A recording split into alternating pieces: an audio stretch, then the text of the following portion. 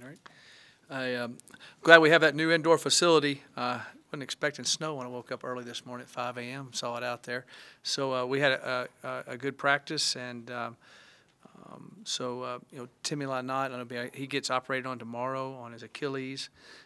So hopefully that goes well, and I'll take any questions at this time.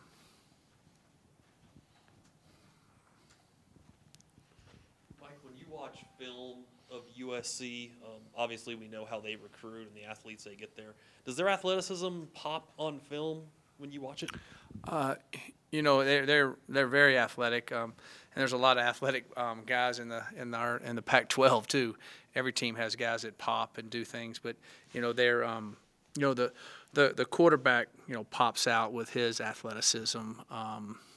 We have a lot of great quarterbacks in this league and a lot of guys that are playing in the NFL at a quarterback position. But he's extremely athletic. He made a throw in the Arizona game that I was amazed. Sprinted out to his left, threw it back over here, over a guy's head, right to a running back running down the sidelines 40 yards. I mean, not many people can do that. His athleticism pops out. But they're a very athletic team. There's no doubt about it. But there's a lot of athletes in our league that pop out quite often.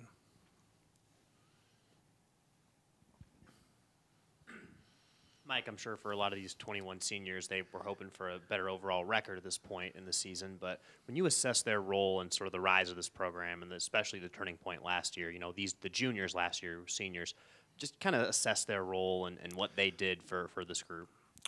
They've done a tremendous amount for the university, for our program, for the guys in our program, a tremendous amount. I can't really put a value mark on it because of what all they've done. They came here and it was a very hard time, a very, very low point in the program, and they've made us extremely competitive all the time. Hopefully we'll win these last two games and be able to go to a bowl. I've calculated today, I think it's like 1,400 players have gone through here that haven't had a chance to go to back-to-back bowls since they did it last. Might be more than that, but I think there were 110 guys on the team, 13 years or whatever, somewhere in that area, close to 1,400 kids don't get a chance to do what these guys are on the brink of being able to do. And there haven't been many teams that haven't been any teams on the brink of it in that long either. So I think that puts a really high value on what they have done. When people were saying, "Don't come here, don't do this," so they've brought the pride back, and we lost a couple heartbreakers this year. Could have won them, didn't. But I think what they've done has made us extremely competitive and be able to keep moving on from there and be a competitive program. Mike, one of those guys that came to you during that time was Shea Fields. Mm-hmm. And Yep. one of the first really kind of big recruits you guys got when you got here. And can you talk about kind of what he's meant? He's going to leave here as one of the top receivers of all time, and I know he probably would have liked a better senior season, but overall, can you talk about his impact on this program and with your offense over the last 4 years? Yeah, Shea's done a great job. Shea's always played well for us, been able to make a lot of plays. They were teasing him, big play Shea, and he's done an excellent job. He has a great family. Mom and dad are just tremendous, and I've really enjoyed coaching Shea. I've enjoyed watching Shea grow up, and he's right on the brink of graduating, and I'm going to be sad watching him play his last game here in Folsom Field. But also at the same time, I can remember so many joyous moments in there, but also on the practice field, in the meeting rooms, on the trips, his sense of humor. I'll miss Shea in a lot of different ways, just besides a football player. Coach, one thing that struck me, was Jonathan Huckins was he completely healthy last week, or was that a if we needed him thing, then he would play? No, he was healthier. We wouldn't have been able to play him, but he wasn't able to practice full speed all week, till late in the week. So he was cleared, completely cleared, I think, Thursday. So he wasn't able. He kind of went in a blue jersey, not a lot of contact. So he was more of an emergency situation like happened, and he came in and did a good job. Mike, I think it was last week you talked about George Frazier's versatility, what he's done. I'm wondering, in his recruitment, did you envision him being that type of player, or was he just a guy who always fit a need whenever you had one, and he just happened to be able to kind of give you what he had? watching George Frazier on high school film, he played quarterback, he played defense, he played linebacker, he played tight end, he played defensive end. So we really didn't know what he would play when he came. And we just worked with him. He fit in at the tight end spot because of his ability to catch and do some things. He wasn't quite as big as he is now. At that time, I think he was around 250. I think he's 285 now. So he's been able to have that same athleticism and then be able to help us on both sides of the ball. You know, his sophomore year, we were hurting some defensive lineman-wise and got him to play both ways. He did a good job there. Then last year, we didn't have any injuries in that area. You could just focus on offense. And then this year coming to the season, I knew we'd be a little bit younger, so we worked with him in spring practice doing both. And with some of the things we had happen, he's really helped us in a lot of different ways and been a huge part. And I think he's had an excellent senior year. He's a guy that's getting a master's degree. Yes. So that's probably the prime example of a lot of these guys can Oh, yeah, no doubt. When they're here 5 years, you want to do that, or either get a lot of them get a second major or a minor that they want to emphasize in. You know, you kind of in college a lot of times you get going. I want to do this. I want to do this, and about 3/4 of the way into you go, well, that's not really what I do. Well, in college football, you can't switch because if you switch, then you're ineligible. You're not like they say they're normal students, but they're not. It seems like if you had all the units and you're in good standing, they'd let you switch. But if you switch and then you didn't have enough percentage in your major, you have to have percentage at certain percentages, you can't do it. So with the 5th year, a lot of times we advise those guys to, you know, is this what you want to do? Well, I think let's minor in that, and then let's start interviewing in that area. And I think a lot of people understand all the demands on them. I think a lot of people out there looking for them for job-wise go, "Ooh, this would be a good fit." They really know what they want to do. They've had a lot of experience, and they've really worked a job playing football and going to school. They've worked 2 jobs, and so I think that's something that he's doing, and I'm very proud of what George has done, working on that master's. There's no doubt. Hey, Coach, Philip Lindsay, when he came here, he was coming off a major knee injury. You know, he's through hard work. He's become Right. a Tasmanian Devil and one of Colorado's all-time leading rushers. Does he kind of hold a special place in your heart? Yes, he does. You know, I love all the guys the exact same. I care about them all. But watching him, I guess the reason he holds a more special place. The first time I ever met him, he couldn't even bend his knee, and he weighed about 150 pounds. And I'm going, okay. And I just saw his energy inside of him that you see now. And I said, I'm going to take this guy no matter what. I don't know if he'll ever play for us because at the time I wasn't sure. And he wasn't either. And I said, I'm going to definitely, my inner gut told me, you better take a chance on this guy because he's something special just as a person. And sure enough, he's been special as a person, as a player, and someone that I'll stay in close contact with throughout the years. And whatever he ends up doing, he'll be extremely successful at.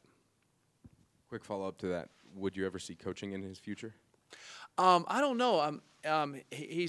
I believe he definitely wants to be a police officer, and he wants to be, way I understand it, a police officer back in Denver in the inner city area. He wants to make a difference, and he, you know, his mission is kind of to mend all the things that we see going on in our country. And if there's anybody that could do it, it could be Philip Lindsay. And so I would definitely hope that maybe that's what he'll still follow his heart and do that. And I know there'll be a lot of police forces out there that'd be begging to have him, for sure.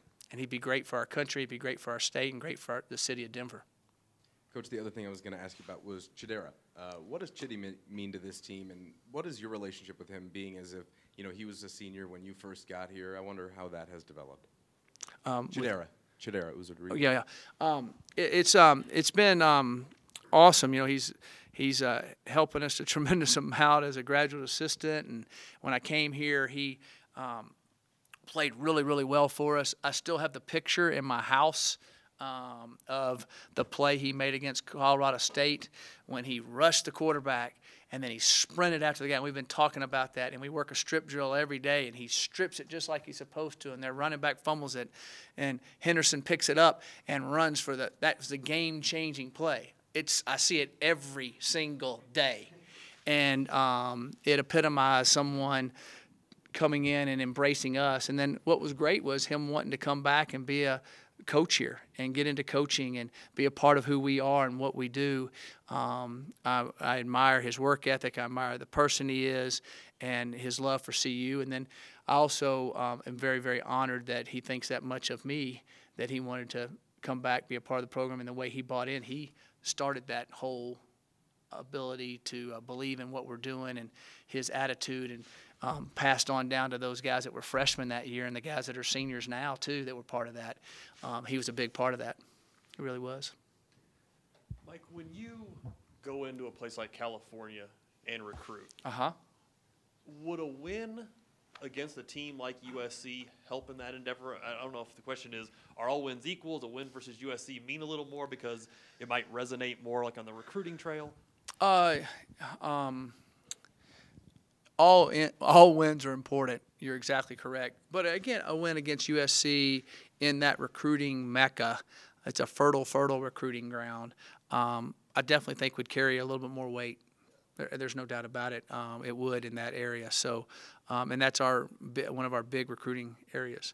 You know, within USC, with about I don't know, counting out traffic, okay, a 2-hour radius, there's 100 or more Pac-12 bona fide big-time football players within a driving distance of their campus, and it might even be more than that.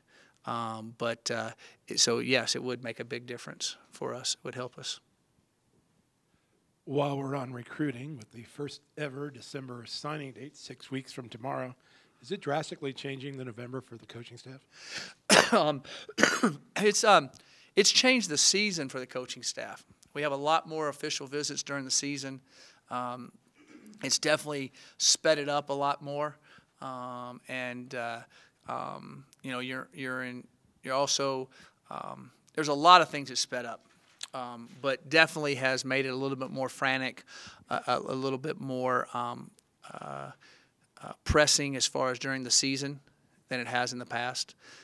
So I think we've adapted well to it, had a good plan. Our recruiting department's done a great job being prepared for all that and how we've done it. And then the one good thing I'm looking forward to is when we sign on December 20th, it's basically over then. Now you're kind of starting for the next year. And so hopefully maybe after the Christmas holidays won't be as frantic in January as it was. One other guy I wanted to ask you about was Jeremy Irwin, and Yeah.